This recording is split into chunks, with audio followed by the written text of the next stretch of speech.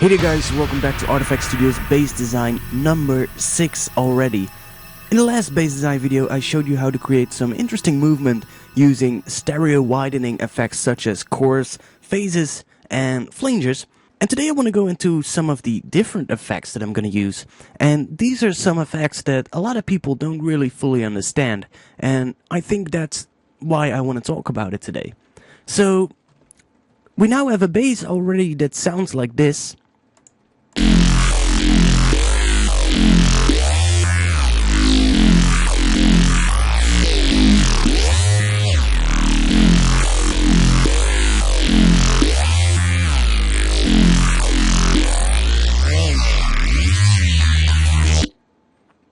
It sounds pretty okay, but I think there's a lot more we can do with this, and there's a lot more we can get out of it. So I'm gonna start today by showing you how the vocoder works. So I'm going to drag the vocoder effect after the phaser in our signal chain, and this is what pops up. Now, from itself, if I play this now, we're gonna get a really noisy kind of character, and that is because as a carrier right here, noise is selected. Instead of selecting noise, I'm gonna select modulator.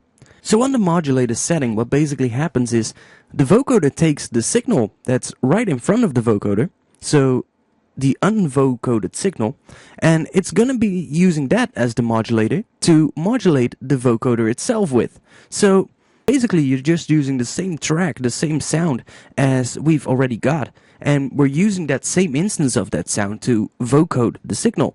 And by doing that, you're not getting some weird characteristics from, for instance, a vocal sample, if you would use that as your modulator, or you don't get the noise characteristics because we're not using the noise modulator. So by using the bass track as a modulator, we are not really gonna change the overall sound of the bass sound that much. It's basically gonna keep the characteristics of the tone that we already have, but it's going to enhance it in a pretty interesting kind of way. So when I play this now, you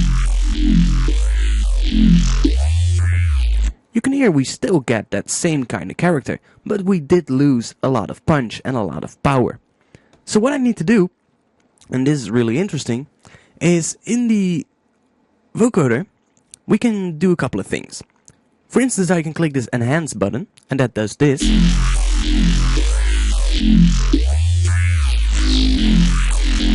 It makes the high frequencies a little bit more present in the mix, and that's pretty good because I found that we lost quite a lot of these high frequencies. Another thing I like to do is bring up the range. Now we can see right now the range is going from 80 Hz up to 12 kilohertz. I'm gonna bring that 80 Hz up a little bit, let's say to 200, something like that.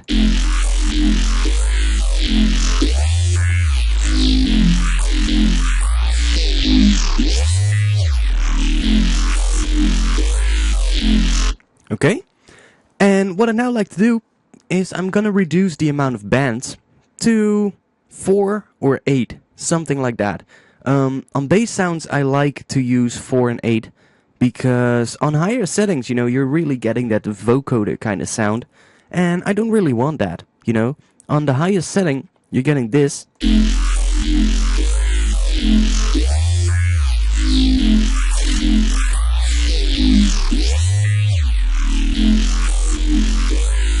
And when I bring the dry wet down a little bit, you're really starting to hear how that vocoder sounds with a lot of bands. If I bring this down to 4,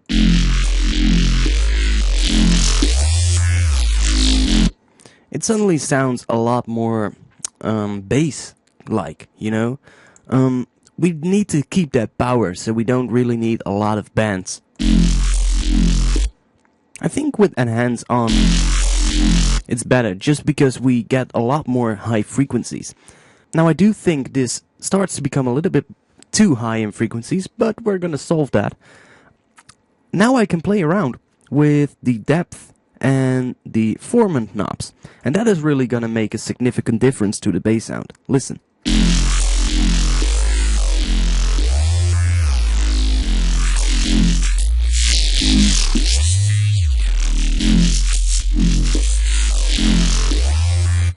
So you can hear on the higher settings, above 100%, we're getting some really interesting high frequency modulation. I don't know where it's actually coming from, but I think it sounds pretty interesting. So let's map the depth knob to macro 1. And I'm gonna go into the mapping mode, find my vocoder, which is right here. And right now it goes from 0 to 200%. Let's see how that sounds.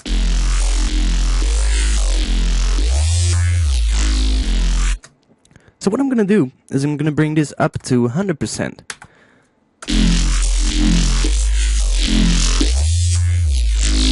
And I'm gonna bring this down to about 120%.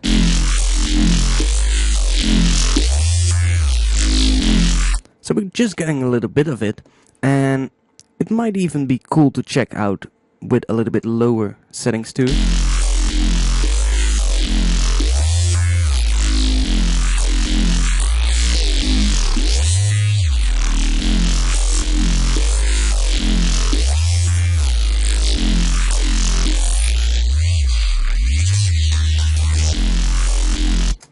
I just like to play around with this and see what I can get. Now I'm gonna take the formant knob, and I think this one is really interesting because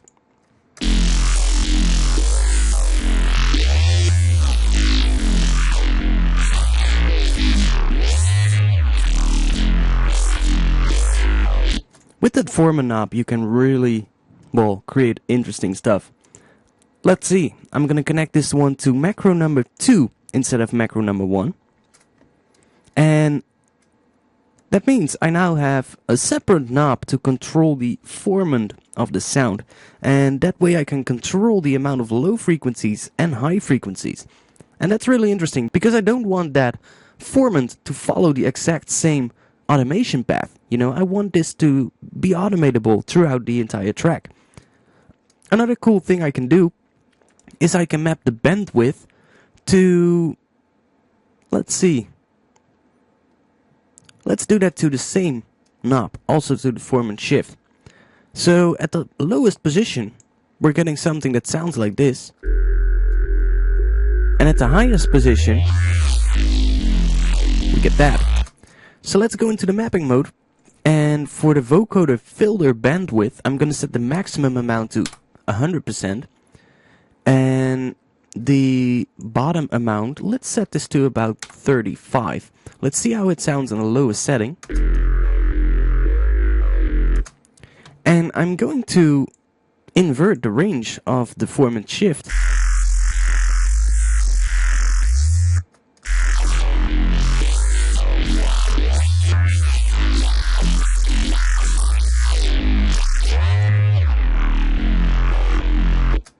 Now, another cool thing I would like to do is I'm gonna map the dry wet to macro number 1. So that's gonna follow this same automation pattern.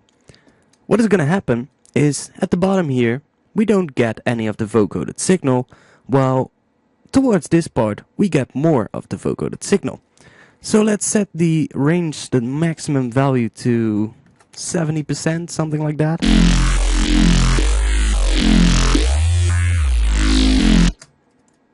Maybe a little bit lower, 50.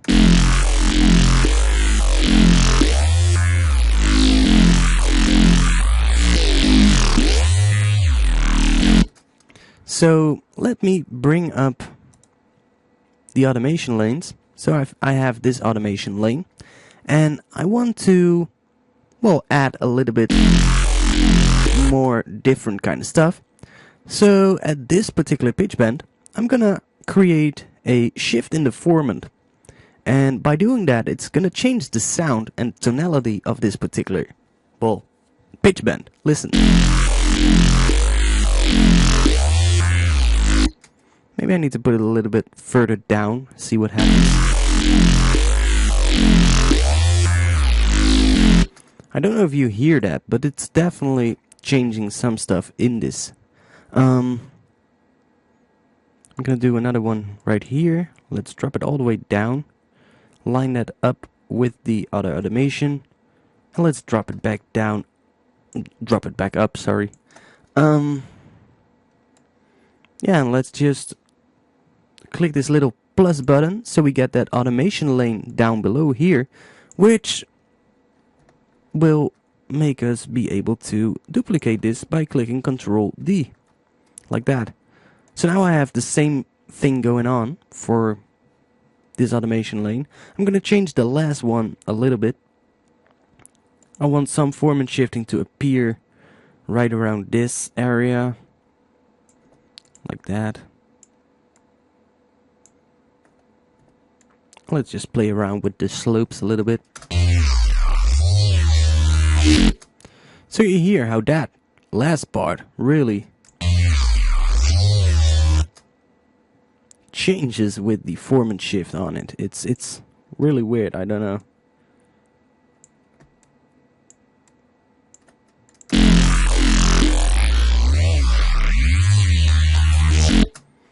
Now obviously we need to add some distortion or anything like that, because we're losing a lot of the volume around that area.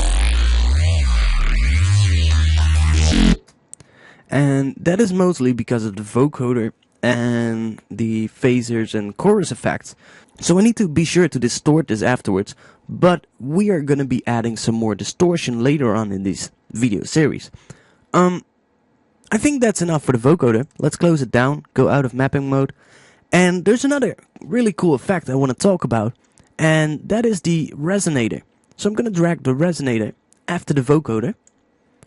And from itself the resonator looks like this, and I can assure you most people don't know what the resonator does. The resonator from itself is basically just a series of really short delays, and you can pitch these delays. Now normally you would pitch a delay in terms of milliseconds. If you have a really short delay and set that to a really short time in milliseconds, it will not generate a delay sound, but it will actually start to oscillate with the timing you specify. And the faster the time on the delay, the higher the pitch of the delay will be.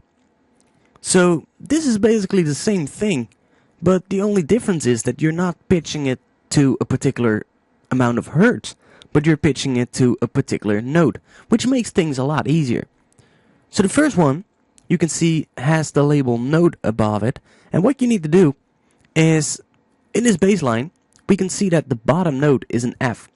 So I can go into the instrument rack, and for this one I'm going to set this to an F2, because I think it's an F2. Yes, it's F2.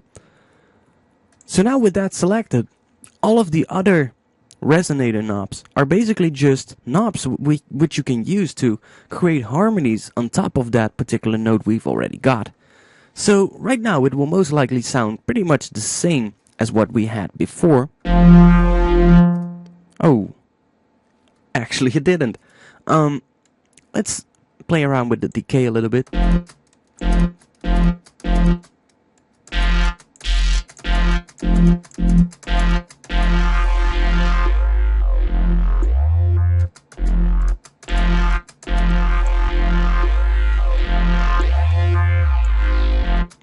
Okay, so I'm going to add one at, let's see, at 7, because 7 always works. Sort of like creates a chord kind of feeling. I'm also going to drop one to -12. Let's see how that sounds.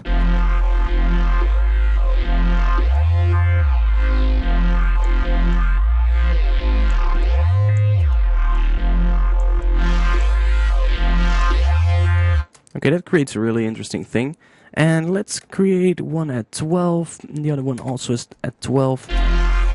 Let's detune these, just because we can.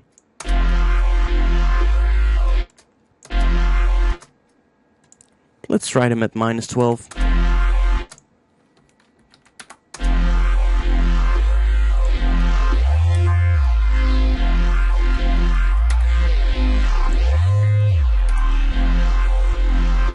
I think that sounds pretty okay. Play around with the width a little bit if I want. And with the gain. And I'm gonna map this one to macro 1 as well. And in the mapping mode, I need to specify something now. We have the resonator right here. I'm gonna make the maximum value 50%.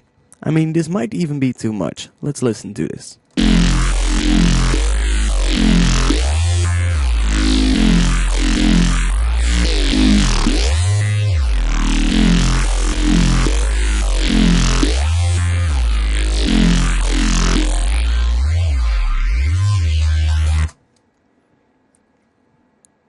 Let's bring up the gain.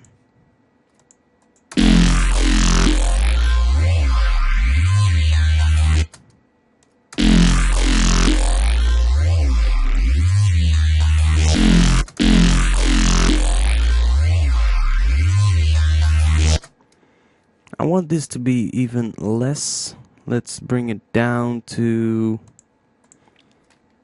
20%. I only want a little bit of that resonator to be in the final sound. It's just gonna add more kind of modulation and more interesting kind of things to this particular patch. The last thing I want to show you, we've got this website, convertworld.com, and I basically need this to convert the amount of beats per minute to a hertz value. So let's go back to Ableton, and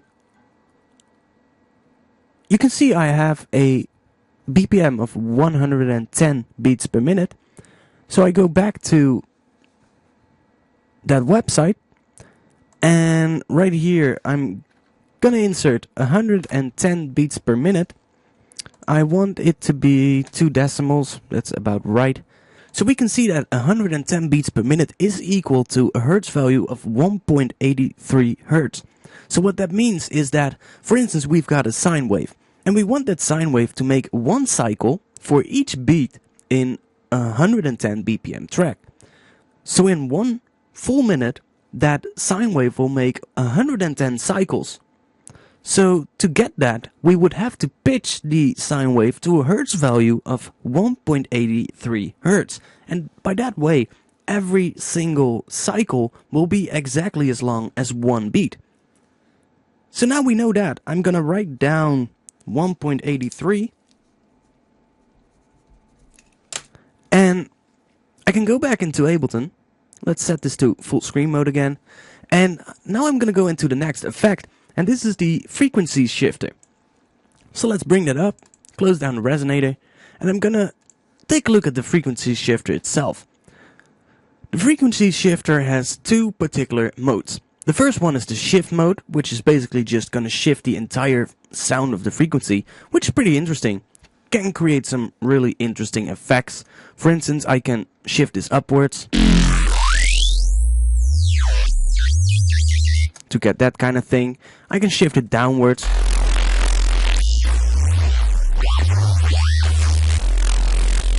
to get that, and then play with the dry wet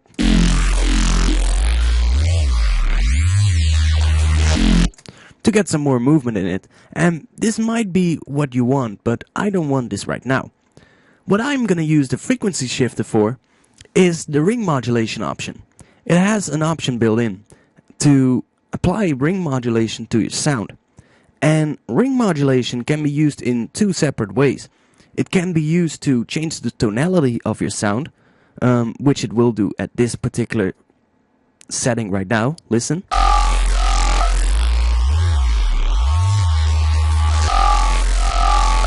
And when I change the frequency, you're gonna hear a change in tonality, hear a change in pitch almost. It's not an exact pitch change because the pitch is determined by the notes that we've put into here, but listen.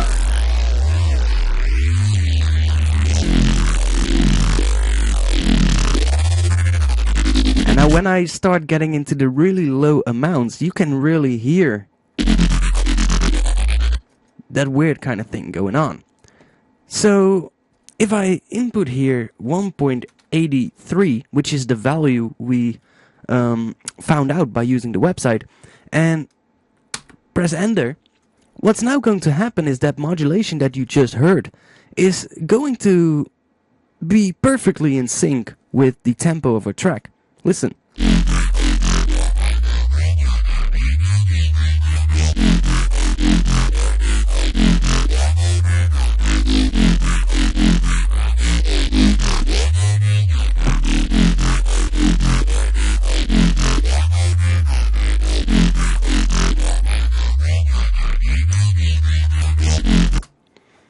So you can hear that way we can create rhythmic kind of effects, and we can even create more modulation by using just the frequency shifter. I really like this, and I've used this a lot on sounds in my tracks because it just adds a little bit more modulation.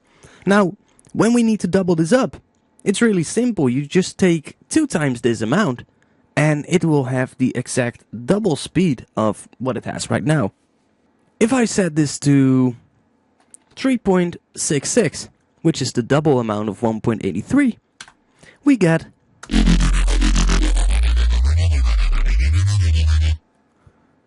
pretty interesting.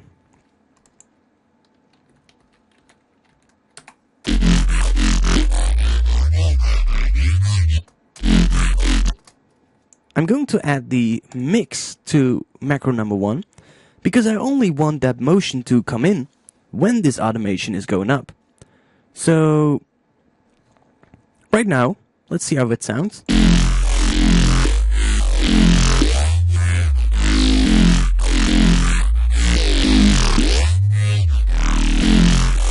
I think it sounds okay, but I want to change some things. Let's see. I'm going to take this drive, which is now enabled, and I'm going to map that to macro 1 as well.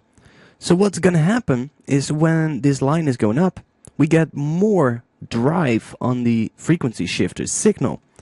And that will also help to make this part a little bit louder.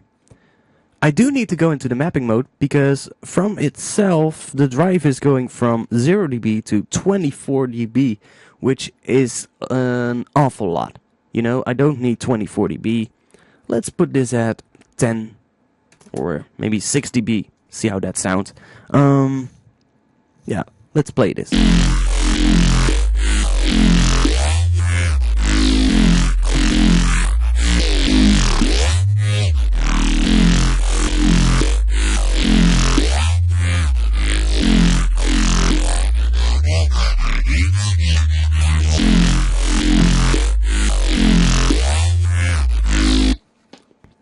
So at the setting right here at top, we get a fully frequency shifted signal. So we get the full wet signal of the frequency shifter.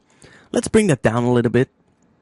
So we get the best of both. You know, we get the normal signal together with the wet signal.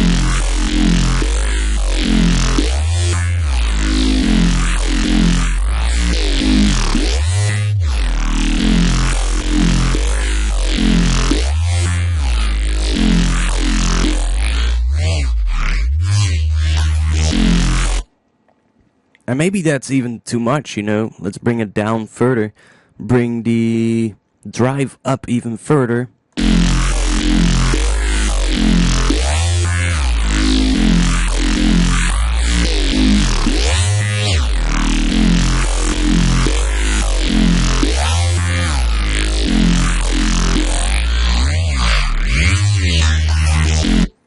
That sounds much better. Now I could say we're done with this. I mean, it sounds pretty good. But I could, however, map the frequency knob to macro number 1 as well. And what that is going to do, or no, let's take it out of here. Let's undo that. And let's map this one to macro number 2. So what that is going to do is every time this particular thing is automated, we are gonna get a higher speed on the frequency. So in the mapping mode for macro number 2, we've got our frequency. I want the bottom to be 1.83 and the top is going to be just above that. Let's say 3.92, something like that. It doesn't really matter. And I'm going to invert this range because we can see that at top we need to have the slow setting. So during these automations we're just getting the slow kind of modulation because of the frequency shifter, and during these parts we're getting a sped up version of that frequency shifter. So let's see if that makes any sense in the context of the track.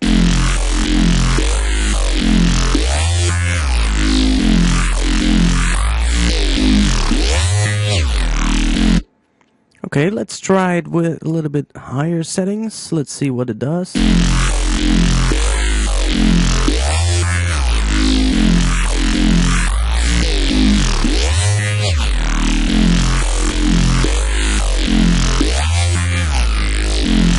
We're getting some really interesting stuff now.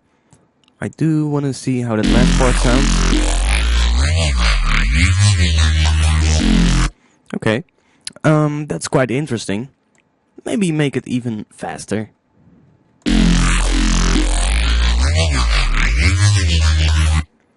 Or just a tiny little bit faster.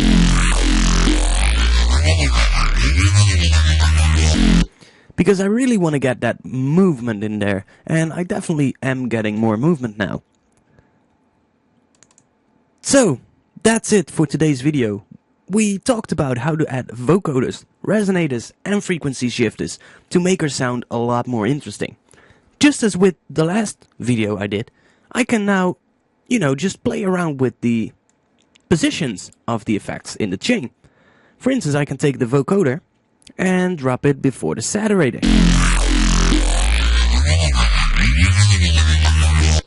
Which, well, basically makes that part where the vocoder kicks in a little bit louder, which is exactly what I wanted because we lost a lot of that volume.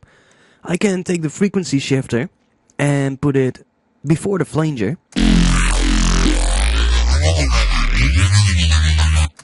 Which creates an interesting kind of thing. Maybe add it after the phaser before the resonator. Or I can place the resonator somewhere before the vocoder.